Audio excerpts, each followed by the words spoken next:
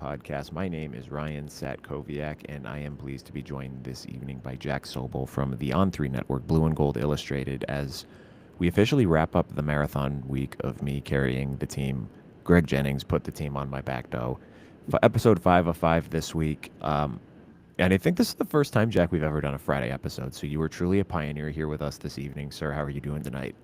I'm doing great. Just got back from vacation. Spent 10 days in Israel. So the comment section under this video is going to be very fun. So you're welcome for that. But no, I had a great vacation. I had a great summer, and less than a week now we're back at it in fall camp. So very excited for year 3 for me on the Notre Dame beat. The This entire month has gone so fast and snuck up on me. I truly did not realize that we are like 6 days away from fall camp. And yesterday, when we were breaking the Washington show, I started saying, "Yeah, let us know what you got going up the next month until fall camp." Oh, wait a minute, that's next week. So it's here already. I'm super excited for it. The doldrums of the sports season are almost over. I joked with Clinton when he was talking about going on vacation this week. I'm like, I'm just gonna do the Notre Dame episode while you're gone because you never get a word in on these anyway. So doesn't matter that you're not here because it's not gonna be any different at all. It'll be fun. Um, Irish fans, if you are joining us for the first time tonight, welcome. What are you doing? You should be here more often. It's going to be a lot of fun. We had Jack on in May to kind of wrap up our spring preview show, and I just want to mention that because not a lot has changed since the last time we talked. We did a lot of quarterback talk in that episode. So if you were coming here looking for insights on the quarterback battle, you will not be getting them tonight. Go listen to that episode. It's in our podcast feed on May 12th. You can find all of the CJ Carr, Kenny Minchie hot takes there. I think that episode dropped right after Angeli committed to Syracuse. So everything's up to date on that. There's nothing super crazy on that. We're going to be a little bit less quarterback centric tonight. But Jack, before we get into 2025, I just wanted to get your kind of thoughts on, let's call it like a state of the program of Notre Dame, because the third year prophecy came true. Marcus Freeman and his team played for a national championship last year. And if you're looking at the old college football 26 record books, it is going to be the exact same result for Notre Dame as 2012 was, which is a loss in the national title game. However, I think pretty much every Notre Dame fan would make an argument that the run in 2024 was far more impressive than the run in 2012. And I know that predated your time on the beat. And honestly, I don't even really want to know what you were doing in 2012 because you're going to say something like I was in 7th grade and it's going to make me feel like a dinosaur. But, we remember back to that run and there's close calls against Purdue. They needed to turn Denard Robinson over 6 times and they still barely beat Michigan. They needed 9 goal to go plays that they stopped against Max Whittick and USC to win that game. It was just a lot of smoke and mirrors in that game. And if we look at the recap of the 2024 season, 3 wins against top 10 teams, 4 wins against teams ranked overall, and then 3 additional wins that came against teams that finished in the others receiving votes. So it breaks down to 7 of Notre Dame's 14 wins last year came against teams that finished in the AP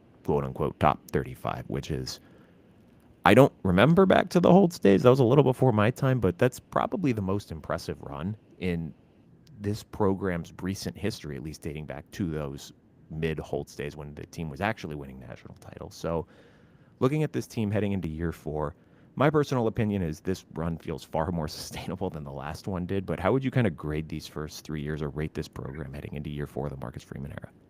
Yeah, it's in a great spot. I think, you've seen all the recruiting coverage this offseason. I personally don't cover recruiting, but our staff, Mike Singer, Kyle Kelly, and now Tyler James, do a great job on that. And, they're recruiting like gangbusters right now.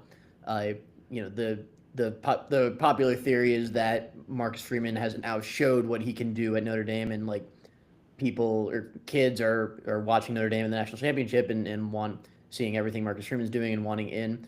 The biggest reason I feel like 2024 is more sustainable than 2012 is not actually any of the wins. Like the wins are obviously impressive, but the loss to Ohio State in the national championship just feels different than 2012 in so many ways. Like it was a couple years ago. Manti Te'o did an interview. I think it was one of his earlier ones on Good Morning Football, and he talked about that game, and he was saying in the tunnel, for whatever reason, Notre Dame and Alabama were next to each other in the tunnel, and Notre Dame was looking out over at the DJ Flukers of the world, he said like their eyes were as wide as they'd been all year, and at that point he knew it was over.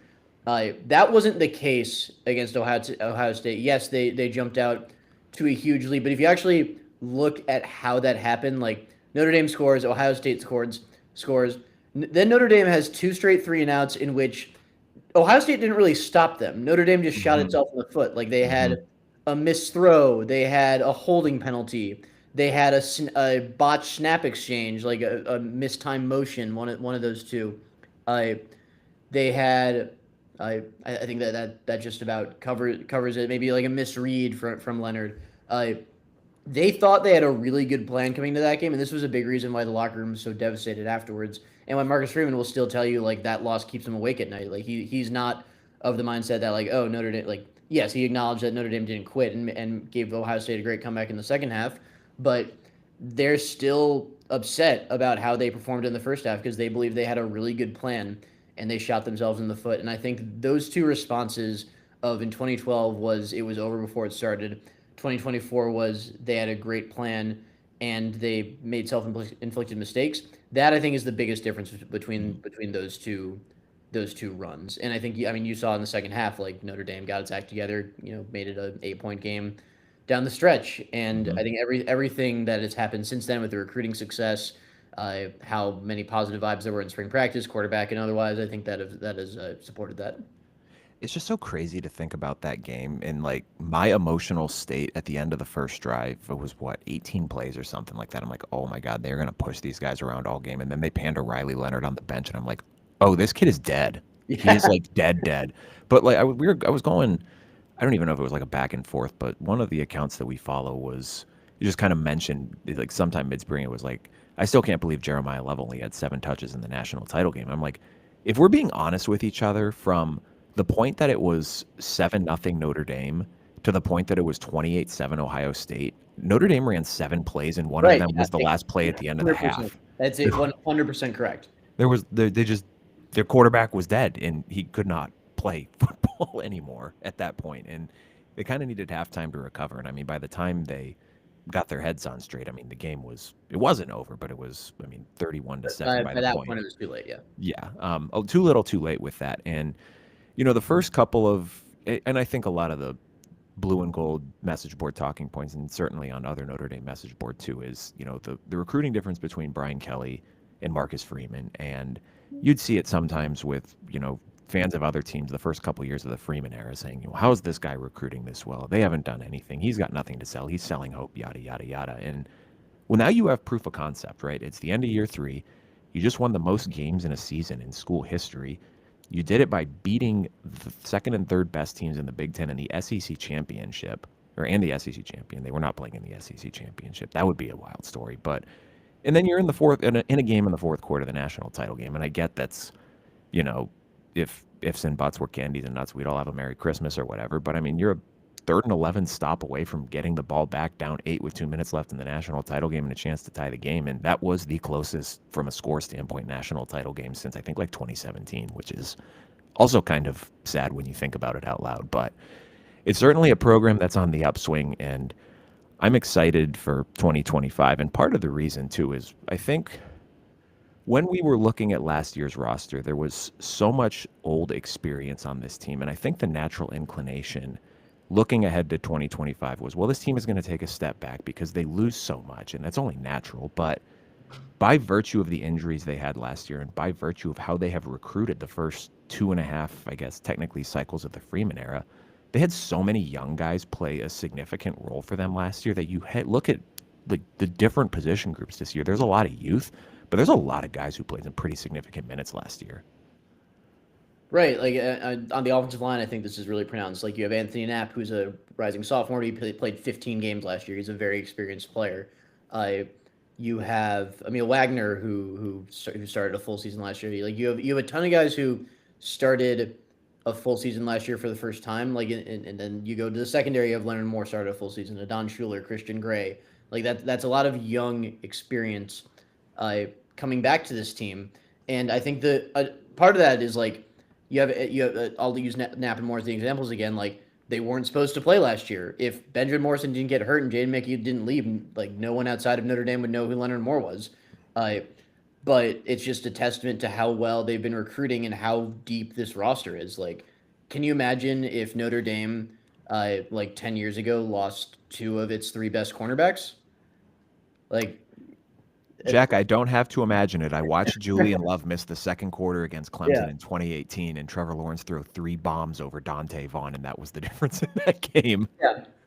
Like you haven't seen Notre Dame be this able to reload, and that's been the difference. Like Notre Dame has always had the top end talent. Hmm. Like they've had top 10 offensive linemen before, top 15 offensive linemen. They've had really good players, but what really separates the Georgias and Alabamas from the Notre Dames is that like when a player on Georgia goes down, there's a really good player set to come up to replace him, and Notre Dame is getting to that point under Marcus Freeman. Shout out Lucy having to burrow over my Yeah. shoulder there. No, I think that's a good segue into talking about the lines because the biggest thing that's really kind of broke since we spoke last 2 months ago is apparently the injury bug that plagued this team has not completely flushed from the system, at least in the line room. With Russian Jordan Botelho suffered a torn pectoral muscle tendon, whatever, had it surgically reconstructed, and timeline for that, if we're using the Charles Jagusah from last year, is about 5 months. So that sounds like late October or into November, assuming no setbacks with that. So they'll be without him to start the season. And then the big one is for the third time in 3 years, Charles Jagusah is having surgery before the season starts, this time on a fractured humerus on a UTV accident that was sustained over 4th of July weekend. I know your answer, at least to this first question, because I am smart and have been reading the reporting at Blue and Gold Illustrated. But for those of us who have not been reading it or for some reason are not subscribed to Blue and Gold Illustrated, how do you anticipate the offensive line lining up for game one, Memorial or Labor Day? I always get those two confused. Labor Day weekend in Miami Gardens. And what do you think the early season defensive end rotation is going to look like, particularly in the context of the still recovering Boubacar Traore knee injury? So we'll deal with the offensive line first. I think Sullivan Absher is going to get the first shot at guard. Maybe they feel more comfortable with him on the left and move Billy Strauss to the right. Maybe they keep Billy Strauss on the left and slot him in Jagusah's right guard spot. But either way, he'll get the first shot. They talked him up in spring practice. He's kind of like the last remaining interior lineman who has been really talked up by this coaching staff. Uh, but we've seen Joe Rudolph, the offensive line coach, the past 2 years. Like if something's not working in fall camp, he's not afraid to Hmm. make a late switch. So if Absher isn't getting it done, maybe they try Gerby Lambert inside. Maybe they try Lambert or even Will Black at left tackle, move Knapp to right guard. I don't think they'll do that because they are much higher on Knapp as a college tackle than the public is. Like they really love Knapp as a tackle. But who knows? All options are on the table, but the first one will be Sullivan Absher, and I feel pretty confident about that. At defensive end, they have a lot of talent there. Again, it's something else they talked about in spring ball. Like they think their talent and depth at that position is as good as it's been uh, in the Freeman era. Traore, I think, is the most important. Or I put him at number four. Like we do this thing at Blue and Gold where we rank the top 25 most important players on the team. The first three are pretty clear this year. It's Love, Moore, whoever the quarterback is in any order. Number four with Patel's injury, I think is Traore. I think he's that important. He's their best bet as an impact pass rusher right now. Uh, you have Josh Burnham and Junior Tui Halamaka, who are you know what they're getting from you Hmm. know what you're getting from them. Their ceilings might not be super high, but they're really solid players. Burnham in particular had a really fantastic year defending the run. Once he got inserted into the starting lineup, he's really solid there. And then you have Bryce Young, the 6'7" freak, who I feel like he still might need a little more time before he really takes that next step. Like people forget how raw he is and how new he is to playing the defensive end position. Like the money quote from Chris Ash in spring ball was like he doesn't know how good he can be. So they really need to teach him everything, and he's gonna play for sure. Whether he really becomes a star right now is TBD. I do think it's a matter of when, not if. So I could see like Burnham starting at that DN spot week one and Young through no fault of Burnham's own, but then Young taking over as the season moves along. To kind of illustrate Traore's importance and I guess his ceiling too this is a kid who's played what, like 6 real college games in Yeah. 2 years after redshirting his first year and then getting hurt in Game 5 last year. And I don't remember exactly where he fell on the list, but he was mentioned in Dane Brugler's top potential underclassmen draft prospects for Russians this year. And again, this is a guy who's played like 4 games in his college career. So a very high ceiling player, and him being at max efficiency to start the season would certainly be big news for the Irish, and that would certainly elevate the ceiling of this defense. Regarding the defensive end position in general, I have seen it mentioned, and I don't know if it's been explained, and if it has, that's on me for not catching it. But could you elaborate a little bit on the Chris Ash was talking about? They're doing away with the big end versus the rush end position, and it's going to be more of a traditional left-right end. Is that more of just kind of like a semantic nomenclature thing, and they're still going to have guys who traditionally been the big end line up as big end, or is it just kind of truly like an interchangeable situation now? It's truly an interchangeable situation based on how they've explained it. It's an Ash advent, but they kind of got together and decided like pretty much everyone they have can play both. Like Burnham did play both last year. Traore, I think, played a little bit of both, especially after Botello went down. And they just kind of said like they don't need to pigeonhole guys into one spot or another, and they don't need to kind of limit themselves as to who can play with who. Uh, that might have been more significant if Botello was healthy, because then you'd open the door of Botello and Traore starting together. But I think it still matters. It gives them probably more options on third down, which they already didn't care who played what on third down. They just line up the 4 best pass rushers and see what happens there. But yeah, no, that's a real thing. So the Viper, which is the rush end, drop end, whatever you want to call it, is kind of a thing of the past, at least for now. Maybe they bring it back in the future, but they believe their personnel makes them more interchangeable at those spots. So looking at the offense, and again, Notre Dame fans, if you missed the first part of the show, not a lot of QB talk tonight. Go to our podcast feed. The episode is from May 12th. We did a lot of conversation with Jack about the quarterback battle at that time. But I do want to talk about the skill positions who will be supporting whoever ends up being the quarterback this year. You know, we all know the running back room. If it's not the best one in the country, it's certainly in the conversation, headlined by, again, a guy who is probably the best running back in college football in Jeremiah Love.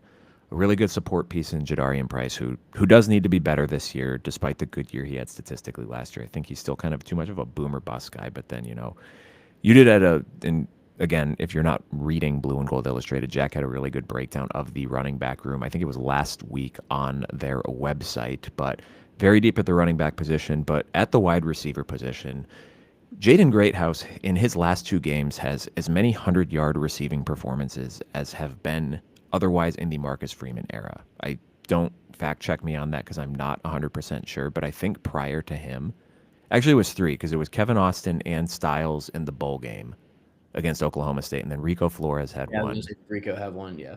At the end of 2023. So he has one less over the last 2 games. But he's a guy who took a huge step at the end of last season, again, against the 2 best defenses Notre Dame faced all year. You have a healthy Faison now, who was bugged by an ankle injury all last year.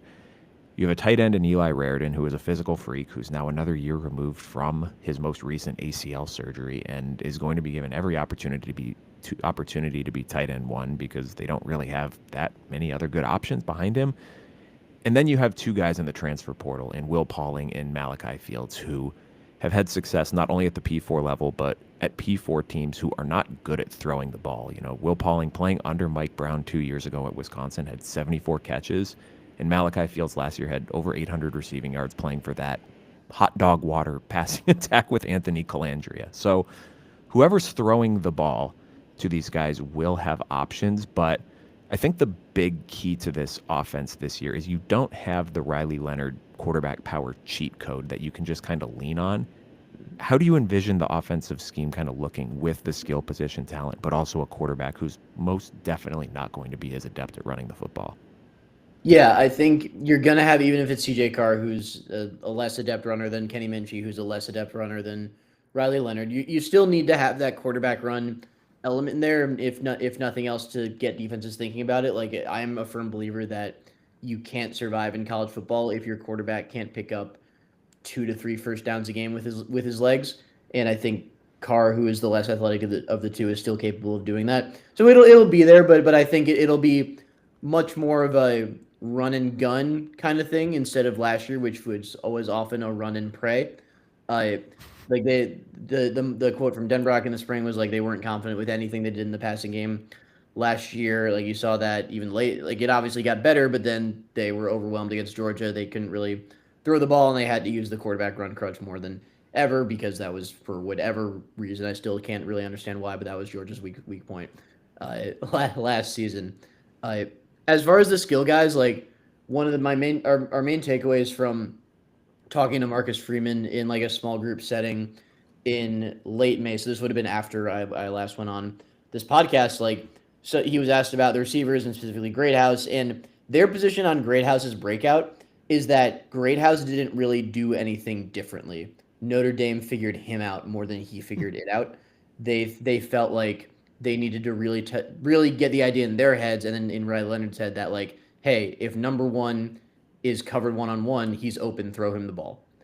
And that's something that they really hammered home those last two games, and it had obviously fantastic results. So that's something I think they'll emphasis this year. I think they might move him around a little bit more. He was pretty strictly a slot guy because that's his best position last year, but they might move him around a little bit more. They might be a little more versatile at the receiver spots than they were last year. Obviously, you have Malachi Fields in. Pretty sure he's going to be a good player. Some people think he's going to be a great player. I still need to see a little bit more from him, especially since he missed spring ball. But obviously, love what he brings to the table. He's certainly an upgrade over what they've had in the past. At the boundary, Raritan is someone who Mike Denbrock is like. This is who Mike Denbrock is really planting his flag on this off season. Like he he really believes Raritan is going to have. Dry from from a couple weeks in the desert. Please don't die. Yeah, a little rusty here.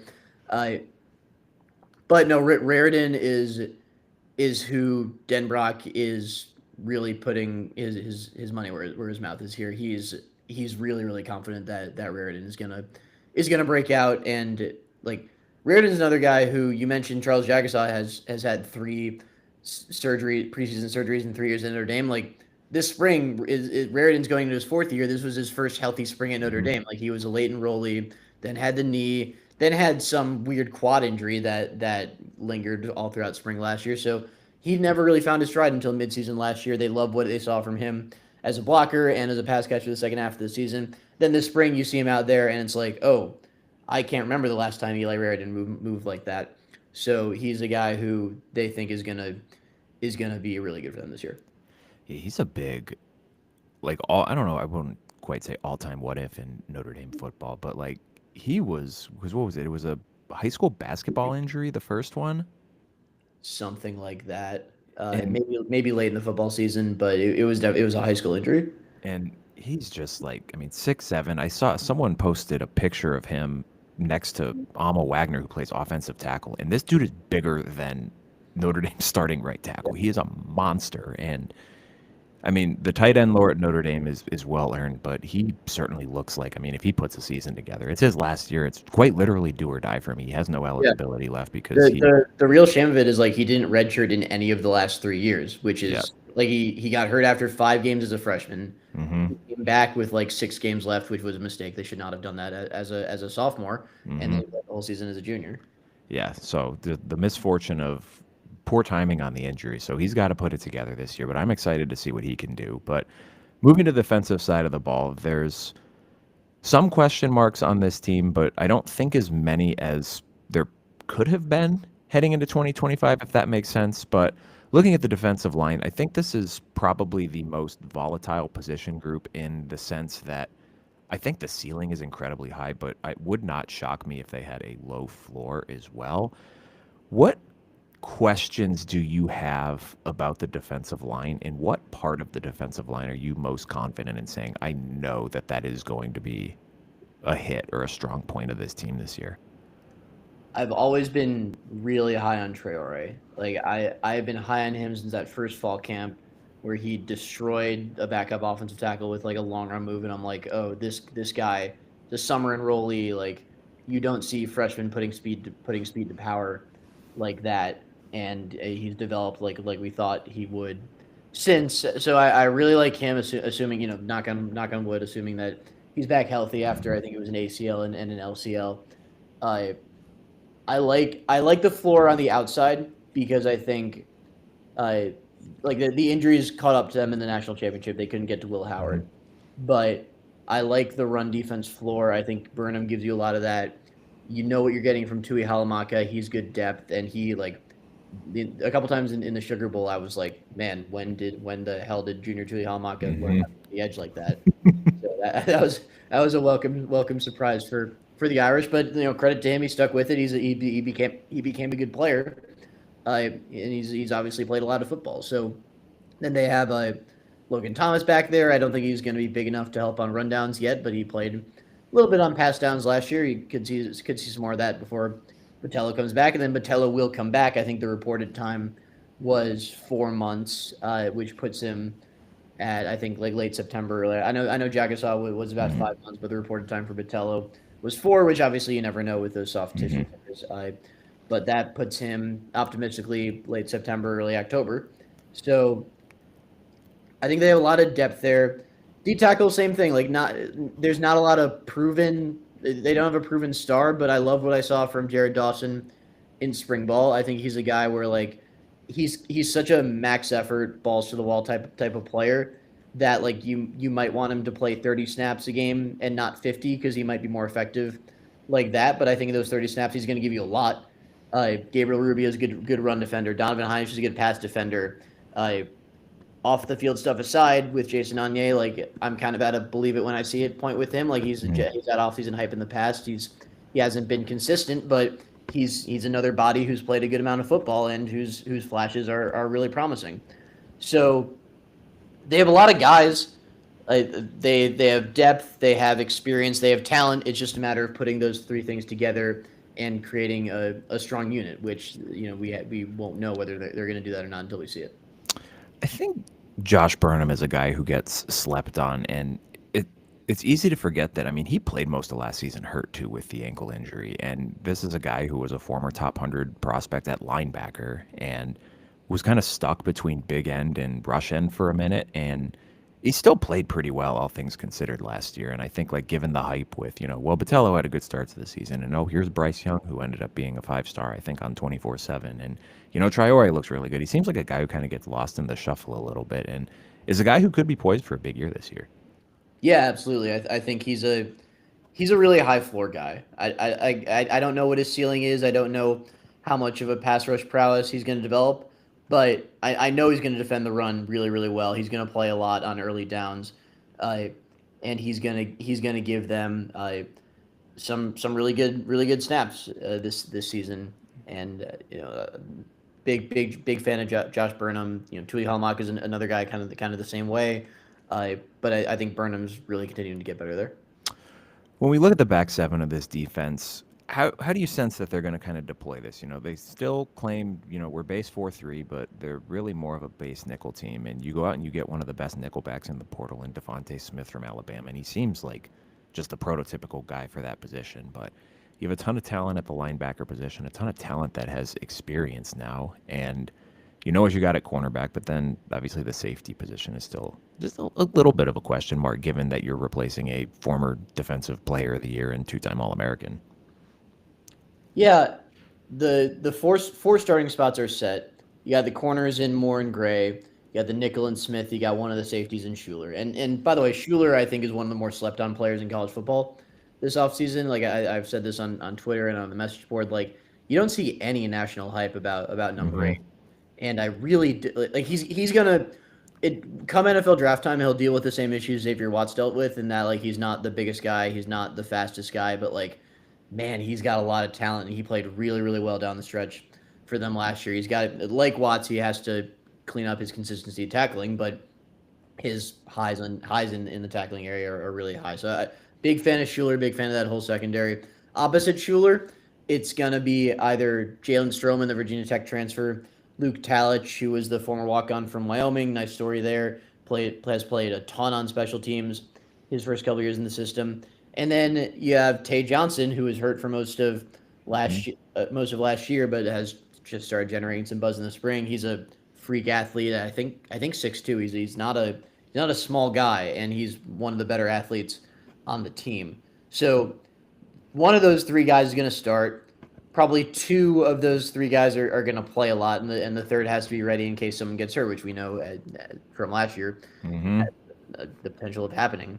So again, the four starting spots are solidified. A lot of talent, but someone still has to. I don't think like last year, the buzz out of spring was like Schuler is going to be really tough to beat out for this job. Mm-hmm. Like he was, and it wasn't just buzz. Like we saw it. Like he was unbelievable in terms of like the growth of his frame and the plays he made in spring practice. And it's like that guy's going to be really hard to keep out of the starting lineup. They're like similar situations. Stroman didn't participate in spring practice. We saw some really good things from Talic and Johnson, but I don't think it was quite the same level as Schuler just ripping away that job and never giving it back. So someone still has to emerge at that spot, and you would think someone will in fall camp. Yeah, I think the talent at the position is really enticing, especially when you factor in. I mean, like Luke Talley, just a very big, rangy, fast kid, and it's wild that I think Utah was probably his best P4 offer, if I remember correctly. I remember you had an Oregon State offer, maybe Utah too, but yeah, it's really like you just don't see teams going into Wyoming. I think that's No. really it. Yes, and then I mean, Tay Johnson he's a great story too. I mean, a kid who clearly wanted to go to Notre Dame, and he had to get some stuff cleaned up on, I think, the classroom side coming into high school. And he got it cleaned up, and he got into Notre Dame, and that's a kid that you want to root for sure. But I think the biggest concern I have with the safety room is not even the experience, but just like the 600 level knowledge of defensive football that Xavier Watts had. And I mean, you'd hear the stories of, yeah, I didn't really know where I was supposed to be on this play, and I looked over at X and he told me. And you don't have that now. You might have the physical talent still. It could even be better physical talent than Xavier Watts for sure. But like missing that mind on the back end of the defense, especially early in the season when you are facing probably the two best offenses you'll face all season, that's something, there might be a bust or two that we haven't been used to seeing with this defense the last couple of years. That's true. I think, yeah, not having Xavier Watts is probably the biggest concern of the secondary. I will say that a lot of the things people said about or were saying about Watts is like the cerebral back end of the defense. They were saying about DJ Brown the year before. Jack Kaiser took really great pains to point out to me specifically when we were doing like our small group interview with him over the summer. Like people didn't realize how much DJ Brown did for them on the back end in that communication aspect in 2023. Now, obviously, Brown was not an NFL player. He didn't have the talent or production, but he was a solid college safety who really conducted the back end for them. Watts stepped up and filled that role last year, and obviously he filled that spectacularly. So it's kind of the same situation. Like they need someone to step up. I think Schuler can be that guy, but you're absolutely right. Like Watts became so good at it. Like everyone points to the USC game 2023 with Watts. The best game I saw him play was Indiana. Mm-hmm. He knew what the Hoosiers were doing before they did it pretty much on every play. I've never seen a safety that locked in on what the opposing offense was doing. So that's certainly going to be difficult to replace. And the good news for Notre Dame fans is you have an incredible secondaries coach with not just Mike Mickens, but that was something Chris Ash did as well at Ohio State before he had his tenure at Rutgers. And we all know how that went, but it's Rutgers, and we're not going to talk about that anymore. But kind of wrapping up our conversation tonight, Jack, a little bit more big picture here. You know, heading into this 12-team era, you know, there were a couple teams that were billed as big beneficiaries, and Notre Dame was definitely one of them. But it didn't feel like it was a beneficiary in the sense where you need to make the playoff every year. Every year is playoff or bust. It felt like it was you know what, we have better access. We need to be making the playoff more often than not. But if we miss it, you know, here or there because, you know, there's injuries or the roster construction just doesn't quite fall the right way for us, then you know what, it happens. But given the success of last year and the run that they had and what they're bringing back, whereas we might have been looking at the 2025 season a year ago and said, yeah, that's probably going to be a year where they take a step back and they might miss the playoff. And you know what? That's fine. It sets you up well for 2026 then.